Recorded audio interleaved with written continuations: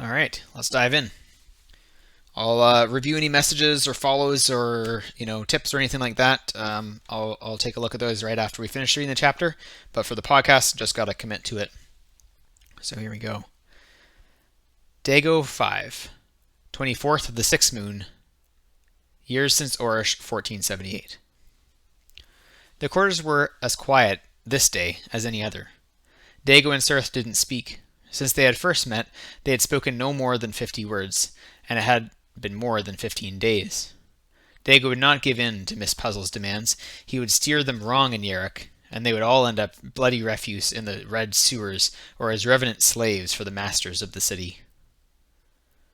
There were a few rainstorms recently, pattering on the deck. Other times Dago could hear the voices of the crew. It seemed that there were two groups, the captain's men and Miss Puzzle's. The mercenaries stuck to themselves, and it seemed that even the ship's crew had no idea as to their ultimate destination and plan. By Dago's calculations, they were well into Tempera Bay by now.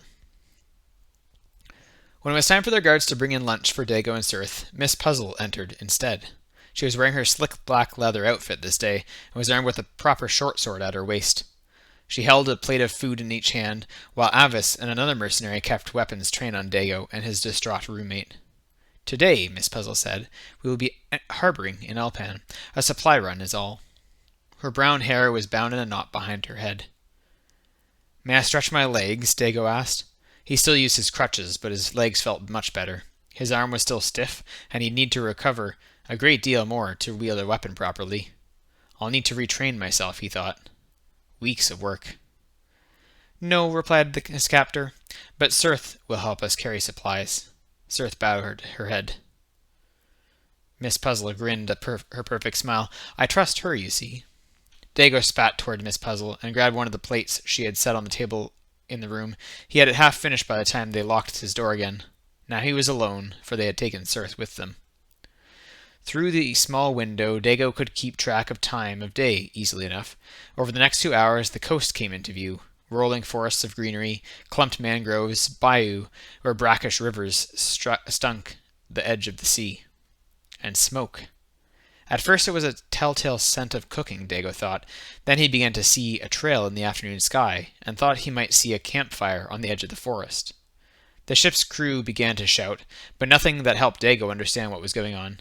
Soon the forest itself became obscured by a gray haze, and the smells became less appetizing. "What shall we do?" asked the captain, his loud voice coming from almost directly above. "Put into port anyway," came a woman's voice soon enough. "Everyone be on your guard."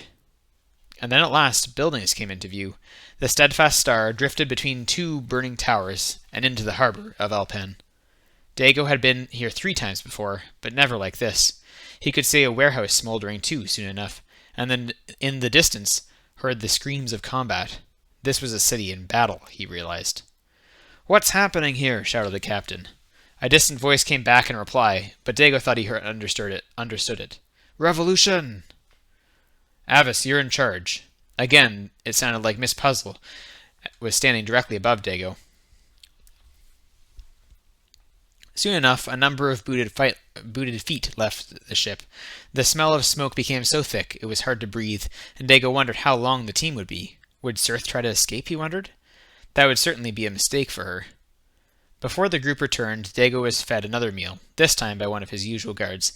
The man seemed a little anxious, his tanned skin beading with sweat and his hands resting on the hilts at his waist. He wouldn't reply to any of Dago's questions about what was going on in Elpan or if their supply team had returned yet. "I'm taking another group," Miss Puzzle said, about half an hour after Dago finished his meal. The captured sellsword crossed the room to sit near the window once more. She was standing above him on the deck, speaking to the captain of the Steadfast Star. "We need those supplies." "I fear it's too dangerous," the shipmaster replied. "We've seen the fighting from here." "Yes, but it's not a constant battle. We'll navigate the streets easily." "Very well." "Captain," Miss Puzzle said, "we cannot backtrack for supplies, not this close to Yarrick. Certain parties may already be aware of my plans here. We get enough food to last us here, and we press on." "I said, very well, miss," the captain said once more. Miss Puzzle's voice sounded a little tired. "Wait for me. That is your job." And then her heeled boots scuffed the deck as she walked away from Dago's cabin. By the time the sun set on Alpen, Dago was still lying by his window, waiting for Miss Puzzle's return. None of the mercenaries returned that day, and none of the crew spoke. About an hour after the sunset, the captain shouted, "Keep a lookout, you two, first shift." Dago fell asleep wondering how long the captain would follow the order to wait for Miss Puzzle. He feared how loyal the ship's crew would be. With her, Dago did not need to fear for his life until they reached Derek. His dreams were haunted by nightmares of that dark city. Alright. Dago 5, complete. Alright, so we got three more chapters added in audio.